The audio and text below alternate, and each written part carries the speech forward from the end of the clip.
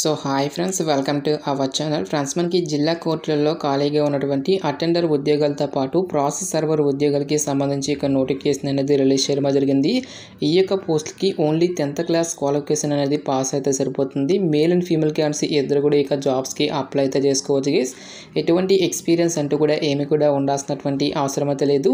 Andhra Pradesh and Telangana male and female candidates ఇద్దరు కూడా ఇక జాబ్స్కి అప్లై అయితే చేసుకోవచ్చు.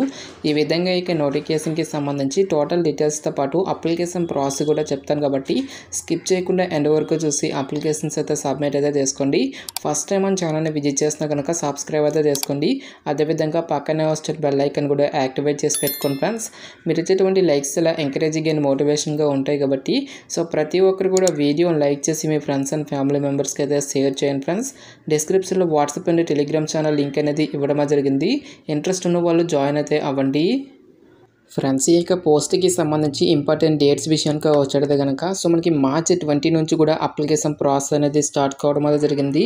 ఇక లాస్ట్ డేట్ విషయానికి వచ్చేది కనుక ఏప్రిల్ 18th వరకు కూడా ఇక రిక్రూట్మెంట్కి ఆన్లైన్లో అప్లై చేసుకోవాల్సి అయితే ఉంటుంది. సో ఇక పోస్ట్కి ఎవరెవరు అప్లై చేసుకోవచ్చు అని చూసుకున్నట్టయితే కనుక ఆల్ ఇండియన్ నేషనల్ సిటిజన్స్, మీరు ఈ రాష్ట్రానికి చెందినటువంటి both male and female candidates ఇద్దరు కూడా ఇక వేకెన్సీస్కి అప్లై అయితే చేసుకోవచ్చు. ఈ యొక్క నోటిఫికేషన్ ద్వారా మనకి ప్రాసెస్ సర్వర్ ఉద్యోగాలతో పాటు peon or orderly and dak peon అని చెప్పేసి ఈ యొక్క ఉద్యోగాలను అయితే రిక్రూట్మెంట్ అయితే చేయడం జరుగుతుంది. సో ఈ యొక్క వేకెన్సీ అనేవి మనకి ఫ్యామిలీ కోర్స్తో పాటు సెషన్స్ కోర్సులో ఖాళీగా ఉన్నటువంటి వేకెన్సీస్ని రిక్రూట్మెంట్ అయితే చేయడం జరుగుతుంది. టోటల్గా మనకి 1 or 2 వేకెన్సీస్ ఇక నోటిఫికేషన్ అనేది రిలీజ్ చేయడం జరిగింది గైస్. అన్ని కేటగిరీ వరకు కూడా మనకి పోస్టులు అనేవి కేటాయించడం జరిగింది. ఓపెన్ కేటగిరీతో పాటు OBC, SC, ST, economically weaker section వారితో పాటు ఇంక్లూడింగ్ మనకి పీడబ్ల్యూడీ క్యాండిడేట్స్కి, ఎక్స్ సర్వీస్మెన్ క్యాండిడేట్స్కి కూడా మనకి సపరేట్గా పోస్టులు అనేవి కేటాయించడం జరిగింది. నెక్స్ట్ ఇక పోస్టులకి సంబంధించి అప్లికేషన్ ప్రాసెస్ విషయానికి వచ్చేటదే కనుక ఓన్లీ ఆన్లైన్లోనే అప్లై చేసుకోవాల్సి అయితే ఉంటుంది. అప్లికేషన్ ఫీజుకి సంబంధించిన డీటెయిల్స్ కనుక చూసుకున్నట్టయితే కనుక ఎవరైతే SC, ST, PWD women candidates, ex servicemen candidates ఎవరైతే ఉంటారో ఈ యొక్క క్యాండిడేట్స్ ఎటువంటి అప్లికేషన్ ఫీజు అనేది కూడా పే చేయాల్సినటువంటి అవసరం అయితే లేదు. ఈ యొక్క క్యాండిడేట్స్ అందరూ కూడా ఫ్రీగా అయితే అప్లై అయితే చేసుకోవచ్చు గైస్. సో రిమైనింగ్ కేటగిరీకి చెందినటువంటి క్యాండిడేట్స్ అందరూ కూడా 100 రూపీస్ అప్లికేషన్ ఫీజు దాన్ని ఆన్లైన్లో పే చేయాల్సి అయితే ఉంటుంది.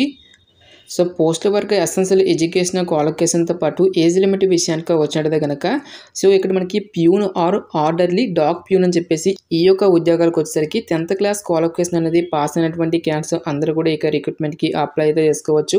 ఎటువంటి ఎక్స్పీరియన్స్ అంటూ కూడా ఏమి కూడా ఉండాల్సినటువంటి అవసరం అయితే లేదు గైస్. సో ఇక పోస్టులకి అప్లై చేసుకోవడానికి మీకు ఉండాల్సినటువంటి ఏజ్ లిమిట్ విషయానికి వచ్చినట్టు కనుక సో మీకు మినిమం ఏజ్ వచ్చేసరికి 18 years అయితే కంప్లీట్ అయి ఉండాలి. జనరల్ అభ్యర్థినట్లు కనుక 27 years వరకు కూడా అప్లై అయితే చేసుకోవచ్చు. ఓబీసీ క్యాండిడేట్స్ అయితే కనుక 30 years వరకు, ఎస్సీ, ఎస్టీ క్యాండిడేట్స్ అయితే కనుక 32 years వరకు కూడా అప్లై చేసుకోవడానికి ఛాన్స్ అనేది కల్పిస్తూ ఉన్నారు.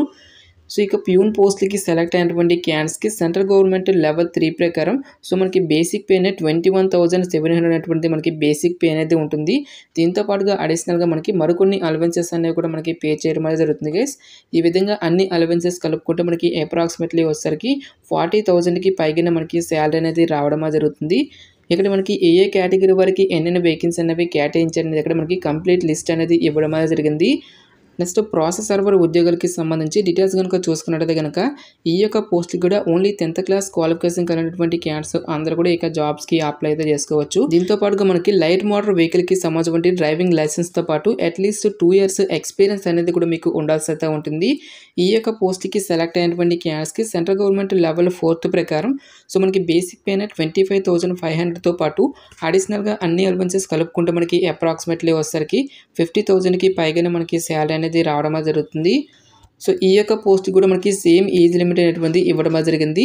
18 years to 27 years లోపు ఉన్నటువంటి క్యాండిడేట్స్ అందరూ కూడా ఇక జాబ్స్కి అప్లై అయితే చేసుకోవచ్చు.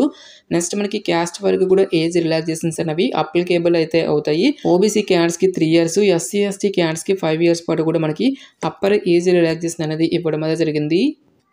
సో ఇక నోటిఫికేషన్ ద్వారా భర్తీ చేసినటువంటి ఈ పోస్ట్కి సంబంధించి సెలక్షన్ ప్రాసెస్ అనేది ఏ విధంగా ఉంటుందని చూసుకున్నట్లయితే కనుక ఆబ్జెక్టివ్ విధానంలో మనకి రిటన్ టెస్ట్ అనేది కండక్ట్ చేయడం అనేది జరుగుతుంది. రిటన్ టెస్ట్కి సంబంధించిన డీటెయిల్స్ సిలబస్ అనేది కూడా ఇక్కడ మనకి నోటిఫికేషన్లో క్లియర్గా ఇవ్వడం జరిగింది. ఇంగ్లీష్ లాంగ్వేజ్ నుంచి 25 క్వశ్చన్స్ అనేవి అడగడం జరుగుతుంది, 25 marks. నెక్స్ట్ హిందీ నుంచి 25 questions, general knowledge including current affairs అనేటువంటి ఈ యొక్క టాపిక్స్ నుంచి 25 క్వశ్చన్స్ అనేవి అడగడం అనేది జరుగుతుంది. ఫైనల్గా మనకి అథమెటిక్ నుంచి కూడా 25 క్వశ్చన్స్ అనేవి అడగడం అనేది జరుగుతుంది. ఈ విధంగా మనకి టోటల్గా 100 మార్క్స్కి అయితే ఇక టెస్ట్ అనేది కండక్ట్ చేయడం అనేది జరుగుతుంది. ఈచ్ వన్ కరెక్ట్ ఆన్సర్కి మనకి 1 మార్క్ అనేది కేటాయిస్తారు. ప్రతి రాంగ్ ఆన్సర్కి కూడా మనకి 1/4 నెగిటివ్ మార్కింగ్ అనేది కూడా ఉంటుందని చెప్పేసి ఇక్కడ మనకి జాబ్ డీటెయిల్స్లోనే క్లియర్గా ఇవ్వడం జరిగింది. ఎగ్జామినేషన్ లాంగ్వేజ్ విషయానికి వచ్చేది కనుక ఓన్లీ ఇంగ్లీష్ అండ్ హిందీ లాంగ్వేజ్లో మాత్రమే మనకి ఈ యొక్క ఎగ్జామినేషన్ అనేది కండక్ట్ అయితే చేయడం జరుగుతుంది.